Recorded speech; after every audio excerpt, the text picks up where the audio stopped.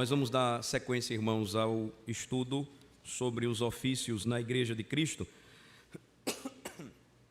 Passamos um tempo deleitoso, alegre e também de muita instrução e aprendizado no acampamento. E lá, uma das marcas de uma igreja saudável também tratou o assunto, marcas de uma igreja saudável, também passou pelo tema, abordou o tema de uma liderança bíblica, de uma liderança de acordo com a palavra de Deus. Vimos apenas um aspecto, uma parte, melhor dizendo, que é o governo da igreja por intermédio de presbíteros. Os presbíteros são escolhidos e estes já foram instituídos pelo próprio Deus. Nós aprendemos que desde os tempos antigos, nos dias de Moisés, a assistência que ele necessitou por meio dos anciãos, ela se desenvolveu durante toda a história do povo de Deus. E no Novo Testamento, portanto, os apóstolos eles não estabeleceram um novo sistema de governo. Na realidade, eles fizeram aquilo que já era comum, que já era costumeiro da parte do povo, ser governado por intermédio de anciãos. O que nós vamos ver hoje é a respeito de um segundo ofício que permanece na Igreja de Cristo, que é o ofício de diácono. Quando nós usamos a expressão ofícios que permanecem, ou ofícios permanentes, é importante aqui uma breve observação. Existiram, no decorrer da trajetória da Igreja de Cristo, chamados ofícios temporários. Você tem o ofício de profeta, você tem o ofício apostólico, você tem o ofício até mesmo do evangelista, que era um auxiliar do apóstolo e que exercia sinais semelhantes aos dos apóstolos. Notemos, por exemplo, a história de Filipe, que ao mesmo tempo sendo diácono, foi também um evangelista. Você tem a figura de Apolo, por exemplo, acompanhando o ministério do apóstolo Paulo. Então, os ofícios temporários, eles serviram à igreja por um tempo, mas eles não permanecem hoje, eles não existem mais. E como é que nós podemos responder, pastor, por exemplo, aqueles que se autoafirmam apóstolos ou profetas? Eles precisariam passar pelo mesmo crivo de análise e de atestamento dos apóstolos e profetas do passado. Então, aqueles que se auto-intitulam, se autoafirmam apóstolos ou profetas, na realidade eles não carregam consigo tais dons, semelhantes aos dos profetas do passado e dos apóstolos do passado. O que permanece hoje, quando nós falamos em apostolado, ou as marcas do apostolado, é aquilo que a igreja desenvolve por meio dos seus ofícios permanentes. Os ofícios que permanecem ainda hoje até a volta de Cristo, presbíteros e diáconos. O ministério apostólico da igreja é desenvolvido através da pregação do evangelho de Cristo, segundo a doutrina dos apóstolos. Mas estes homens que se apresentam como apóstolos hoje, arrogando a autoridade acima dos demais, eles não carregam de maneira nenhuma as marcas do apostolado. É importante a gente observar isso para fazer uma séria, uma clara, uma distinta separação. Recentemente nós tivemos um congresso dito de avivamento, de fogo, como eles chamam, onde um apóstolo reuniu mais outros apóstolos e os seus cantores gospel, muitos deles que muitos de nós gostamos de ouvir, mas que foram lá para receber imensas quantias, e eles então trouxeram um apóstolo acima de todos os outros apóstolos, um dos grandes falsos profetas do nosso tempo, chamado Benny Hinn. E Benny Hinn então ungiu lenços que podem ser adquiridos pela simples oferta de R$100. Então, lenços ungidos pelo Benny Hinn. Você pegar ali, você vai sair dali milionário, curado, e aquela conversa de sempre. Tudo falso engano, ou falso ensino. Os profetas nunca defenderam isso, pregaram isto. Então, os ofícios temporários, eles passaram. Aquelas marcas apostólicas que permaneceram são estas, dos fundamentos, do ensino, da missão da igreja, de ir e pregar a Cristo, de amar a Deus sobre todas as coisas e o próximo como a si mesmo, de fazer o bem, é o que permanece. E quando nós falamos então do que estes apóstolos deixaram para a igreja sob a orientação de Jesus Cristo, nós nos deparamos com os presbíteros e com os diáconos. Então, hoje nós vamos tratar sobre o que é um diácono. Mais uma vez, nós vamos seguir a mesma didática de ensino.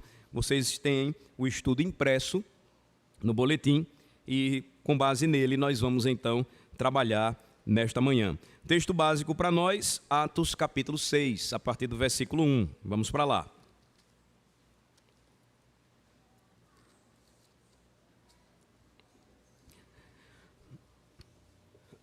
Atos capítulo 6, a partir do versículo de número 1. O estudo da palavra, irmãos, a respeito dos ofícios eclesiásticos é tão importante, é tão urgente, que protege a igreja dos excessos, dos abusos de autoridade e dos falsos profetas. Eu digo isso porque, se você fizer uma observação rápida no que tem sido anunciado como evangelho, à luz da palavra de Deus, você vai chegar à conclusão que está tudo muito confuso. Não somente aqui em nosso país, mas, por exemplo, em outras regiões. Na África, por exemplo, muitos se levantam dessa forma. Eu vi recentemente um desses pastores que ele é tão santo que ele não pode pisar no chão, e no momento do culto ele prega em cima das ovelhas. Elas estão curvadas e ele em pé lá pregando, e ele anda por onde vai, tem que ser carregado por elas. Onde é que o evangelho ensina isso? Nós vemos um Cristo lavando os pés dos apóstolos e dizendo: se vocês desejam ser iguais a mim, façam o mesmo. Então, a igreja de Cristo, ela é liberta da superstição, da idolatria, dos abusos de autoridade, do erro. Da mesma forma que no passado aconteceu, nos dias apostólicos, naquele movimento grande e poderoso de transformação na história da igreja, chamado Reforma Protestante, também aconteceu, do mesmo modo, da mesma maneira, por meio da pregação da palavra, do ensino, da instrução da palavra. Então isso livra a gente de gritaria, de barulheira, de conversa fiada, de autoajuda, de qualquer coisa que os homens tentem apresentar para o povo, porque as ovelhas de Cristo sempre desejarão ouvir a voz e o ensino de Jesus, nada mais do que isso, a orientação que vem da palavra de Cristo Jesus. Então nós temos aqui Atos capítulo 6, a partir do versículo de número 1 até o versículo de número 7, a instituição e a natureza do ofício diaconal. Aqui nós temos, irmãos, a interpretação clássica acerca da instituição do ofício de diácono. Alguns discordam e acham que esta passagem não diz respeito à instituição de diáconos. Mas a terminologia empregada, diaconia e diaconel, que aponta para a palavra servo, diaconia, e diaconel, servir ou aquele que serve, de fato parece indicar claramente que o episódio se referiu à instituição na igreja neotestamentária do ofício diaconal. Então observem comigo a leitura, e a partir desta leitura básica nós vamos desenvolver o assunto hoje de manhã, nesta manhã. Ora, naqueles dias, multiplicando-se o número dos discípulos, houve murmuração dos helenistas contra os hebreus, porque as viúvas deles estavam sendo esquecidas na distribuição diária. Então os 12 convocaram a comunidade dos discípulos e disseram: não é razoável que nós abandonemos a palavra de Deus para servir às mesas. Mas, irmãos, escolhei dentre vós 7 homens de boa reputação, cheios do Espírito e de sabedoria, aos quais encarregaremos deste serviço. E quanto a nós, nos consagraremos à oração e ao ministério da palavra. O parecer agradou a toda a comunidade, e elegeram Estevão, homem cheio de fé e do Espírito Santo, Filipe, Prócoro, Nicanor, Timão, Pármenas e Nicolau, prosélito de Antioquia. Apresentaram-nos perante os apóstolos e estes, orando, lhes impuseram as mãos. Crescia a palavra de Deus e em Jerusalém se multiplicava o número dos discípulos. Também muitíssimos sacerdotes obedeciam à fé. Acompanhe o texto aí comigo, o segundo parágrafo. É importante notar que a natureza deste ofício é indicada pela terminologia empregada e pelo texto de Atos 6. Os termos diaconia, serviço, diáconos, servo, e diaconel, servir, denotam a natureza assistencial do ofício diaconal. É importante, irmãos, essa observação, porque no Novo Testamento, estas palavras, diaconia, diáconos e diaconel, elas vão aparecer de forma abundante, muito mais ligadas ao serviço, de uma forma geral, de uma forma ampla. Mas, de forma específica, você tem aqui a escolha e a eleição de servos ou diáconos, mediante imposição de mãos, ou seja, eles passaram por uma ordenação, após uma escolha da comunidade, a Igreja de Cristo, para este serviço, para esta função, ou para o desempenho desta função. Então, todos presbíteros, mestres e diáconos são ministros, servos. Mas enquanto os dois primeiros são ministros do governo e ensino, aqui presbíteros e mestres, e lembrem a nomenclatura, presbítero, pastor, mestre, bispo, apontam para a mesma função daqueles que são escolhidos para governar e ensinar a igreja. Embora tanto diáconos como presbíteros são ministros e servos, nós vamos notar que os dois primeiros mencionados aqui no texto, os presbíteros e mestres, eles lidam com o governo, eles tratam com o ensino, enquanto os diáconos são os ministros da assistência. O texto de Atos 6 claramente nos apresenta isto. Surge uma demanda, uma murmuração no versículo 1, da parte dos helenistas contra os hebreus, ou seja, dos gentios, dos cristãos não judeus. Por quê? Porque as viúvas deles estavam sendo esquecidas na distribuição diária. Eles estavam clamando, eles estavam suplicando uma melhor assistência para as viúvas dos helenistas, corrigindo os helenistas aqui, os judeus da dispersão. O evangelho ainda não havia alcançado os gentios, só lá em Atos 10, quando começa na casa de Cornélio. Então, o que é que acontece? Versículo de número 2, os 12 convocam a comunidade dos discípulos, e o que é que eles falam? Claramente, a nossa função não é esta. É o que claramente eles dizem, versículo 2, não é razoável que nós abandonemos a palavra de Deus para servir as mesas.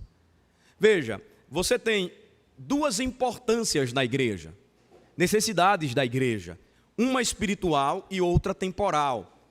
Elas não podem ser desprezadas, mas os presbíteros aqui, os apóstolos que seriam substituídos por aqueles que eles mesmos recomendariam à igreja escolher, eleger, eles falam que não era razoável que eles abandonassem a palavra, ou seja, o ministério da palavra, para servirem as mesas.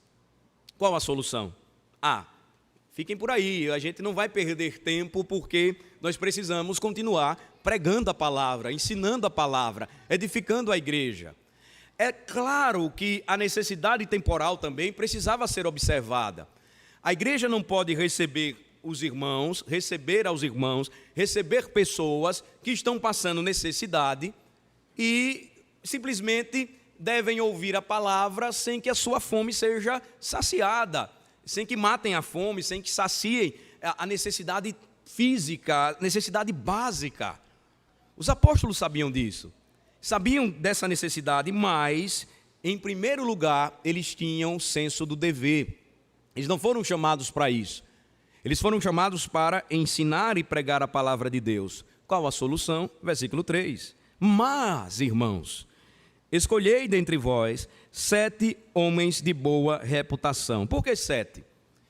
A ideia sempre de um número perfeito. A ideia sempre para o judeu de um número completo. Escolham 7 homens de boa reputação. Não que necessariamente a igreja precise ter apenas 7 diáconos. Dependendo do seu tamanho, ela precisa ter até mais. Isso aí é apenas uma orientação e nos dá a ideia desta perfeição. 7 homens de boa reputação, cheios do Espírito e de sabedoria, aos quais, olhem só, encarregaremos deste serviço. Eles iriam servir como diáconos e eles iriam acompanhar, auxiliando o trabalho dos apóstolos e, posteriormente, apóstolos e presbíteros. E quando os apóstolos, então, terminassem os seus labores, eles iriam continuar auxiliando na igreja de Deus, os presbíteros da igreja.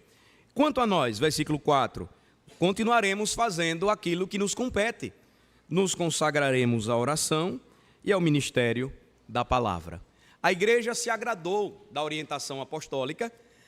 Nós não temos menção no Antigo Testamento desta função específica, mas nas sinagogas a função diaconal já era conhecida, mas aquilo que os levitas representaram para os sacerdotes, os diáconos agora representariam para os presbíteros.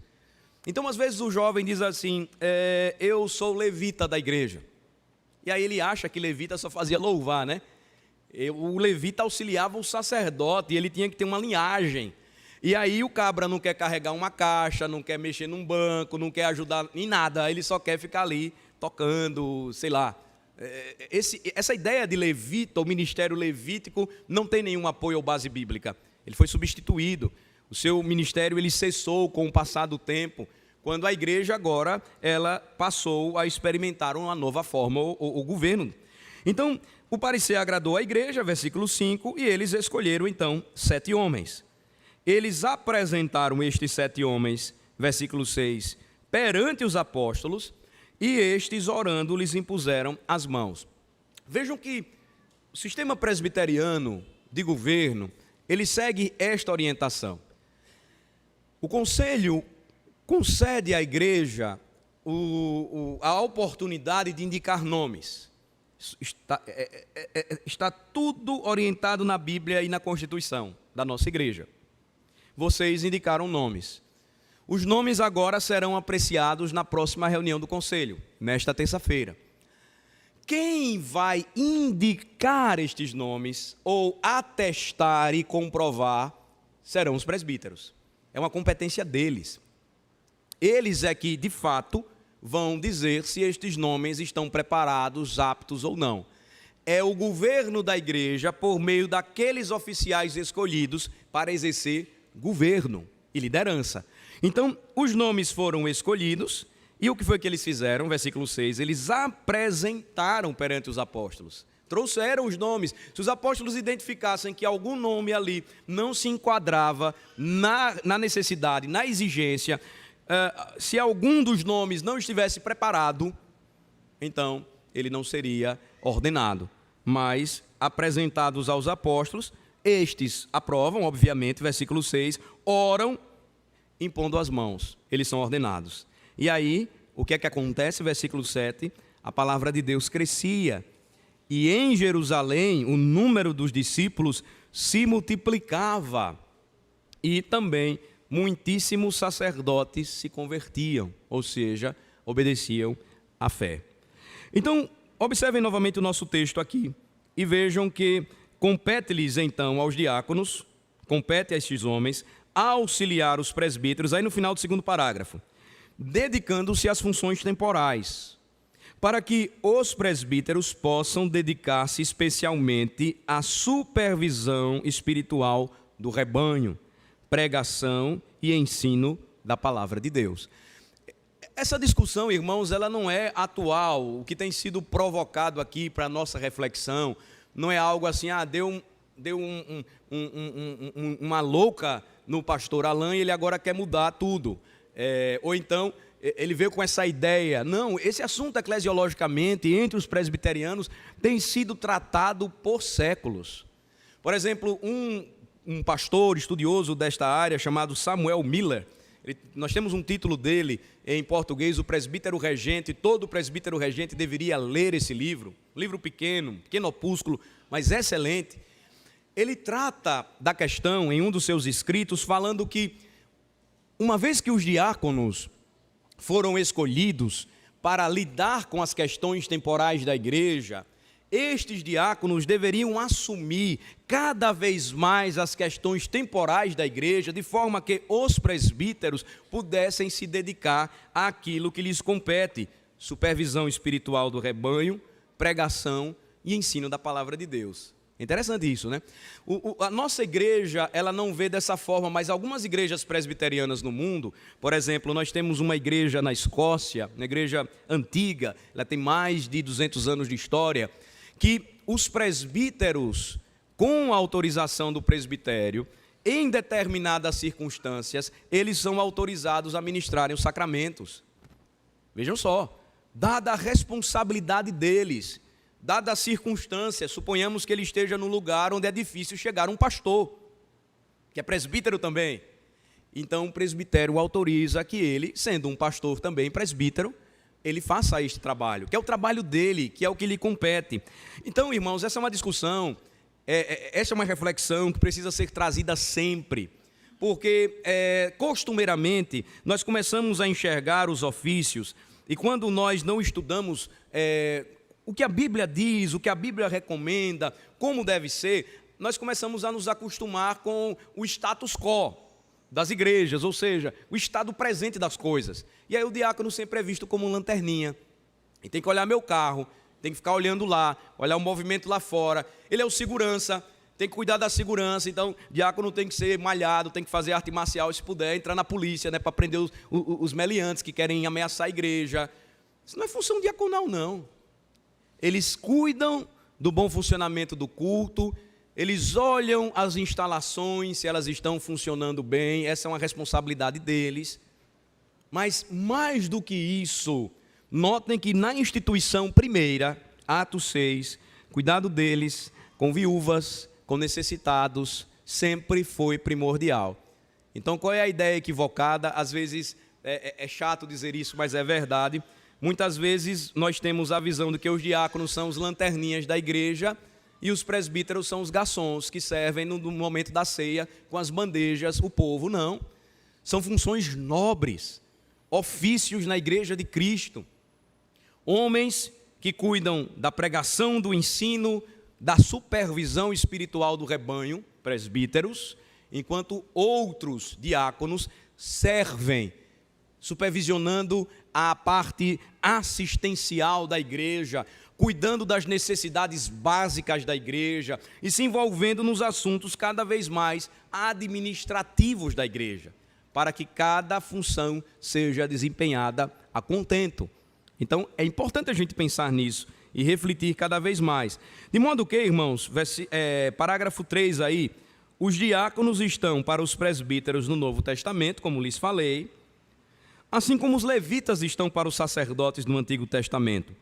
Eles são auxiliadores dos presbíteros, pastores ou bispos. Lembrem-se que esses termos apontam para uma única função, pastoral. A esses, o apóstolo Paulo exorta a realizarem bem a sua tarefa na área específica que lhes compete, qual seja a diaconia. Aí agora nós vamos ver as qualidades para o exercício do ofício. As qualidades exigidas para o exercício do ofício diaconal, elas são indicadas em duas passagens bíblicas. A primeira delas está aberta diante de nós, Atos 6. E quais são as primeiras qualidades apontadas que nós encontramos na Bíblia? Devem ser homens de boa reputação. Está aí no versículo de número 3. Mas, irmãos, escolhei dentre vós 7 homens de boa reputação, isto é, homens de conduta íntegra, homens moralmente, espiritualmente e intelectualmente qualificados para o exercício do ofício. O irmão foi indicado para concorrer. Primeira pergunta que você e também o conselho deve fazer é: você sabe o que é um diácono? Você sabe onde a Bíblia diz que os diáconos são oficiais da igreja, para a igreja? Tivemos casos já de nomes indicados que os irmãos não sabiam nem o que era um diácono, o que fazia um diácono e onde na Bíblia dizia a respeito da instituição de diácono. Então, essa é uma exigência importante. Homens de boa reputação, conduta íntegra, moralmente, espiritualmente e intelectualmente qualificados para o exercício do ofício. Nós já vimos isto anteriormente, vou lembrar para vocês. Não se exige a preparação doutrinária e intelectual de um diácono no mesmo pé de igualdade de um presbítero. O presbítero precisa ter maior conhecimento, domínio das Escrituras. Mas o diácono também não pode ser uma pessoa sem nenhuma informação. Você vai notar que, dentre os primeiros pregadores apostólicos, nos dias dos apóstolos, nós temos 2 diáconos poderosos, Estevão e Filipe, homens que pregavam com autoridade, que pregaram a palavra de Jesus Cristo. Estevão mesmo foi morto, o primeiro mártir da igreja neotestamentária. Então, isso não quer dizer que estes homens devem ser apenas aqueles que nós estamos olhando aí, que estão para cima e para baixo, que estão fazendo as coisas. Não, eles precisam também de capacidade, conduta intelectual, moral e espiritual adequadas. Segundo lugar, eles devem ser cheios do Espírito e de sabedoria. Atos 6, versículo 3 diz: Mas, irmãos, escolhei dentre vós 7 homens de boa reputação, cheios do Espírito e de sabedoria, aos quais encarregaremos deste serviço. Eles precisam demonstrar os frutos do Espírito e precisam demonstrar aptidão para servir, auxiliar, socorrer e assistir. Então, os diáconos são homens vocacionados, eles precisam demonstrar aptidão para o serviço. Você não pode escolher um diácono descansado. Ele é o último a chegar e o primeiro a sair. É o diácono de flash, né? Para ir embora. Mas para chegar é o diácono tartaruga. Todo mundo chega, depois ele chega. Não. Ele é o primeiro a chegar. Ele que precisa olhar como tudo está funcionando. Ele precisa observar e conferir com os meninos, por exemplo, que estão ajeitando o som, está precisando de alguma coisa. Eles precisam observar toda a estrutura para que no momento da pregação da palavra, os erros eles não aconteçam. Então, aptidão para servir, para auxiliar, para não tornar pesado o trabalho pastoral. Por quê? Porque quando o pastor já chega e vai observar alguma necessidade urgente, os diáconos já passaram por lá. Eles já chegaram junto. Precisam estar prontos para socorrer e para assistir aos necessitados. O diácono precisa ter essa sensibilidade. O diácono ele precisa andar, transitar no meio dos irmãos, ser conhecido. Ele precisa identificar as pessoas. Ele precisa conhecê-las. Ele precisa cheirar como ovelha, porque é uma ovelha pronta a servir outras ovelhas. Quando nós, então, irmãos, temos a responsabilidade de eleger homens para o exercício diaconal, não pensem que é uma questão de só menos importância, não. Ele precisa ser uma pessoa intelectualmente ajustada, não temperamental, espiritualmente organizada. Você precisa sentir que ele é uma pessoa piedosa.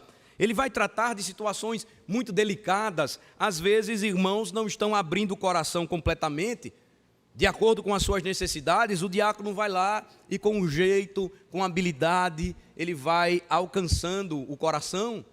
E ele também precisa ser firme e seguro para aqueles que aparecem sempre, de tempos em tempos, querendo apenas enganar, querendo tirar algo da igreja, vantagens da igreja. O diácono então precisa ter aptidão para servir, auxiliar, socorrer e assistir. Agora, quando vocês caminham comigo para 1 Timóteo 3, melhor falando, vocês encontram uma passagem que esclarece ainda mais as qualificações para o exercício diaconal. Então você tem aqui em 1 Timóteo capítulo 3, nós já vimos a primeira parte que tratou a respeito do ofício de presbítero. E aí, a partir do versículo 8, observem comigo o que diz. Semelhantemente, quanto a diáconos, é necessário que sejam respeitáveis. Notem que o termo diáconos, que aqui é transliterado para a nossa língua portuguesa, que é servo, ele aparece não no contexto mais amplo de servir ou de estar servindo, mas no ofício desenvolvido ou desempenhado por um homem na igreja.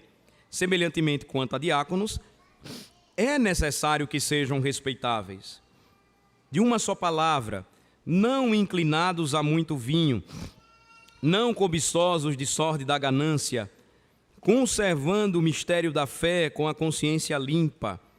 Também sejam estes primeiramente experimentados, e se mostrarem irrepreensíveis, exerçam o diaconato. Da mesma sorte, quanto a mulheres, é necessário que sejam elas respeitáveis, não maldizentes, temperantes e fiéis em tudo. O diácono seja marido de uma só mulher e governe bem seus filhos e a própria casa, pois os que desempenharem bem o diaconato alcançam para si mesmos justa preeminência e muita intrepidez na fé em Cristo Jesus. Então, em 1 Timóteo capítulo 3, o segundo texto, ele detalha estas qualificações, requerendo dos diáconos o seguinte: que eles sejam homens dignos. Então, eles precisam ser respeitáveis, de uma só palavra, verdadeiros, precisam ser homens da palavra. Eles precisam ser temperantes, ou seja, não inclinados a muito vinho, nem cobiçosos de sórdida ganância. Eles precisam saber, e os oficiais precisam, nesse aspecto, precisam ser exemplares na forma como comem e como bebem. Eles precisam dar testemunho a respeito de como eles fazem uso daquilo que Deus permite e santifica para satisfação e alegria dos homens. Eles precisam dar exemplo nesse aspecto também. Temperança. Eles precisam ser temperantes. Apegados ao mistério da fé. Versículo de número 9. Eles precisam ter também a consciência limpa. O mistério da fé que eles receberam, o Evangelho de Cristo, com a consciência limpa, estes homens precisam conservar. Eles precisam deste apego, desta convicção, que vai então produzir animação, esperança, força, fé para o desempenho do seu ofício. Eles precisam também se empenhar a viver de acordo com os seus preceitos. Também sejam estes experimentados, testados e aprovados quanto ao seu ofício. Eles têm uma consciência limpa, se apegam ao que creem, procuram viver aquilo que eles acreditam e precisam ter o teste e a aprovação da congregação. Por isso que também passam por um crivo de escolha, de eleição, primeiramente de indicação. Estes homens precisam também que suas esposas demonstrem boa conduta. Da mesma sorte, quanto a mulheres, é necessário que sejam elas respeitáveis, não maldizentes, temperantes e fiéis em tudo. Por causa do versículo 11 aí, irmãos, e de outra passagem também, Romanos 16, onde nós temos a menção a uma irmã chamada Febe, que servia à igreja de Cencreia, há quem admita que as mulheres também podem exercer o ofício diaconal.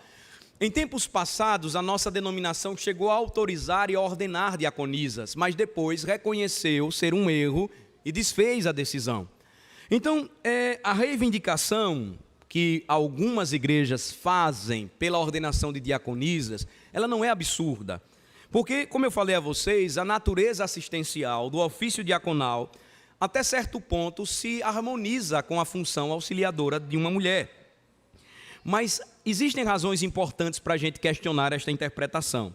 Deixa eu apresentar algumas delas para vocês aqui. Por que não diaconisas? Primeiro, como já foi demonstrado, os termos diáconos, diaconia, diaconel, eles não são usados apenas no sentido específico, técnico, mas também no sentido mais amplo. Qualquer pessoa que servisse à igreja ou fora da igreja também poderia ser chamado assim, por este termo. Então, você vai lembrar comigo de Marta, que é chamada no evangelho lá de diaconisa do lar, porque ela estava servindo lá, cuidando das coisas do lar, quando recebeu Jesus em sua casa. Romanos 16:1, então, quando faz menção a Febe, não pode ser entendido no sentido técnico. Esta mulher cristã, ela era uma auxiliadora, ela servia, como os outros cristãos também serviam, mas não no sentido específico de ser uma oficial ordenada. Segundo lugar, porque a expressão aqui, no versículo 11, mulheres, que é ginakais, do verbo, palavra guiné, que quer dizer mulher na língua grega, também pode significar esposa.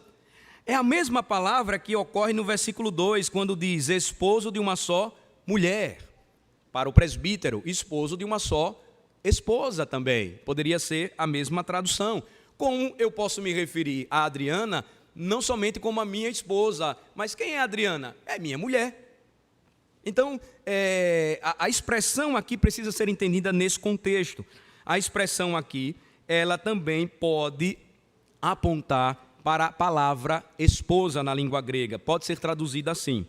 Terceiro lugar, embora a função diaconal seja de natureza assistencial, ainda assim, por se tratar de um ofício, implica em autoridade. Não podemos esquecer isto. E a autoridade na igreja, de acordo com o ensino bíblico, não pode ser exercida por mulheres.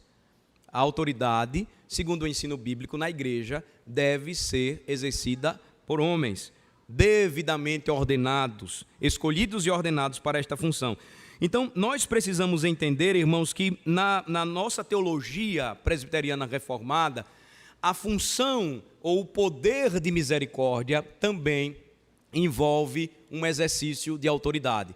Nós temos o poder do ensino, que é desenvolvido pelos presbíteros, e quando falamos do exercício de autoridade nas igrejas de Cristo, o poder da misericórdia, ou seja, o exercício da autoridade em se exercer misericórdia também faz parte envolve um ofício específico da igreja.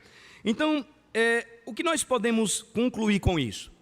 Evidentemente, esta passagem não impede que as mulheres cristãs, elas sirvam, exerçam misericórdia, como todos na igreja, mas elas não podem exercer como um ofício, com uma autoridade. Então, pastoras, presbíteras, diaconisas, bispas, nós não temos base bíblica para autorizar este tipo de função, de cargo. Não há apoio bíblico para isso, e nós precisamos ser bíblicos neste assunto. Agora, eu vou deixar para o próximo domingo, mas eu vou mostrar para vocês que em nossa própria Constituição, os diáconos, eles podem designar mulheres piedosas e cristãs para que auxiliem estes homens no ofício diaconal. Ou seja, estes homens, eles lideram e eles podem escolher mulheres para ajudá-los na assistência temporal, de misericórdia, de serviço, mas isso não tem nada a ver com ordenação. Na realidade, irmãos, o princípio de autoridade ele precisa ser observado aqui, ele não pode ser esquecido. Não é algo, eu já disse a vocês, que a igreja presbiteriana estabeleceu, mas é algo que a própria Escritura ensina desde o Gênesis da criação, da Gênesis da criação. Então, se Deus tivesse invertido e as mulheres elas fossem autorizadas para mandar e os homens obedecer, nós precisaríamos acatar o ensino da palavra, mas não foi assim que Deus estabeleceu. Homens e mulheres perante Deus, criados à imagem e semelhança dele, são iguais, mas têm funções diferentes, atribuições diferentes. Então, isso é tão importante que a esposa de um diácono, ela precisa ser exemplo de submissão. Veja aí no versículo 11, elas precisam ser respeitáveis, não maldizentes, temperantes e fiéis em tudo. O diácono seja marido de uma só mulher e governe bem seus filhos e a própria casa. Do mesmo modo que um presbítero não pode ser dominado pela mulher, o diácono também não pode. E geralmente, mulheres que têm a tendência a serem mandonas, elas vão procurar homens fracos para mandar. Essa é a verdade. Moças que até hoje não conseguiram casar, por vezes precisam avaliar se as suas posturas não são autoritárias perante os rapazes. Isso assusta. E os rapazes precisam se autoafirmar e mostrar as suas posições, ou a sua posição de homem de Deus, de jovem cristão, que quer liderar um lar e que quer uma esposa para que caminhe com ele como auxiliadora.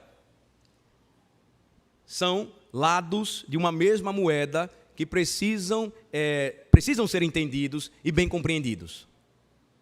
Notem que o que a palavra de Deus diz claramente quanto ao ofício é que os homens de Deus precisam de mulheres de Deus ao seu lado, acompanhando-os, auxiliando-os, para que este ofício ele seja, para a glória de Deus, bem exercido ou bem desenvolvido.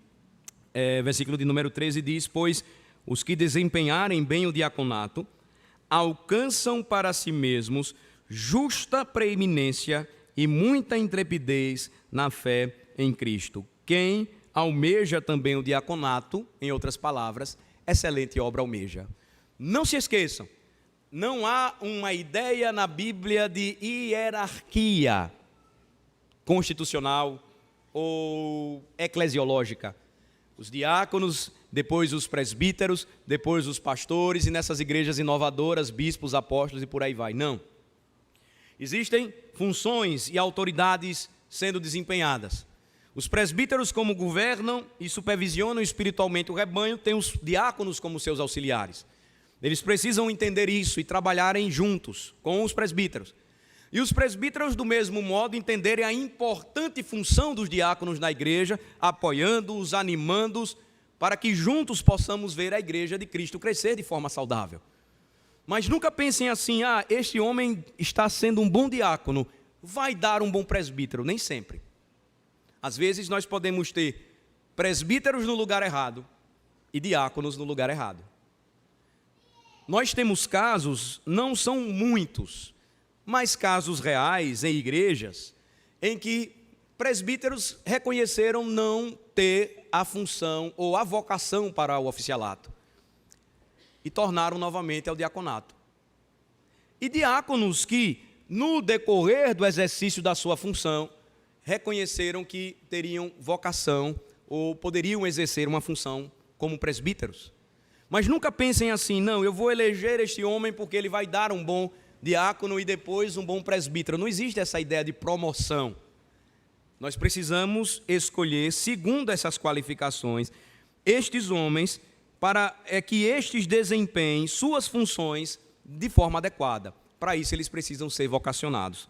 Concluindo, eu repito: devem ser homens de boa reputação, cheios do espírito de sabedoria, precisam ser homens crentes e precisam apresentar estas qualificações requeridas: serem dignos, verdadeiros, temperantes, apegados ao ministério da fé, que se empenham por viver o Evangelho, testados e aprovados, que suas esposas também demonstrem boa conduta e que saibam governar bem a própria família. Se você perceber que qualquer um dos candidatos não exerce bom governo em casa, ele já está desqualificado para governar a igreja de Deus. Isso é tão sério, irmãos, porque estas qualificações aqui, elas nunca serão alcançadas em sua perfeição. Mas você precisa enxergar nestes homens o empenho, a qualificação ou a qualidade acima da média. É aquilo que sempre procuro dizer às moças: você procura um rapaz para casar que primeiro seja crente. E ele precisa ter uma qualidade espiritual, moral, intelectual acima de você, da média. Por quê? Porque senão ele vai ser uma canoa, manobrado, conduzido, você vai mandar nele. E eu sei que você é bíblica e não vai querer mandar no seu futuro marido. Então você precisa de um homem que tenha atitude, de um homem que tenha decisão, de um homem que dê importância primeiramente à igreja, a igreja de Deus, que não se omite, que não se esquiva, que toma frente, que toma a dianteira. É este tipo de homem qualificado então para o ofício de diácono. Não pode ser um cabra atrasado, não pode ser um cara mole, não pode ser um cabra devagar. Ele tem que ser aquele que sempre está tomando a dianteira. Isso é importante, irmãos. Importante para todos nós, em oração, avaliarmos os nomes que no próximo domingo serão apresentados, aqueles avaliados e, se aprovados pelo conselho, apresentados à igreja para a eleição do dia 28. E aí você começa a olhar aquilo que você estudou, orar e escolher de acordo com as exigências bíblicas. São exigências elevadíssimas? São. Mas é possível que nós encontremos homens deste naipe? É. São perfeitos? Não. nós temos uma junta diaconal ativa, atuante, trabalhadora, para a glória de Deus, eu digo isso. Homens preocupados com a necessidade temporal e que nós precisamos confiar ainda mais atribuições para estes homens como diáconos, porque têm capacidade intelectual, moral, espiritual para fazer. E aí, o que é que nós estamos precisando? O que nós precisamos ver e enxergar? Nestes homens e naqueles que se apresentam, se eles se somarão neste time, se eles farão com que o trabalho ele ganhe maior corpo, cresça e se expanda, ou se ele vai ser um pé no freio, se ele vai andar de marcha ré, se ele anda igual caranguejo, então não dá, você já diz, olha, eu tenho que escolher outra pessoa. Temos que ter consciência, precisamos de ter consciência, e à luz da palavra de Deus, em oração, fazermos boas escolhas. Vamos orar ao Senhor. Senhor, te agradecemos e louvamos por tua palavra. Tua palavra é o nosso norte. No quesito governo de igreja, traz para nós verdadeira e real instrução.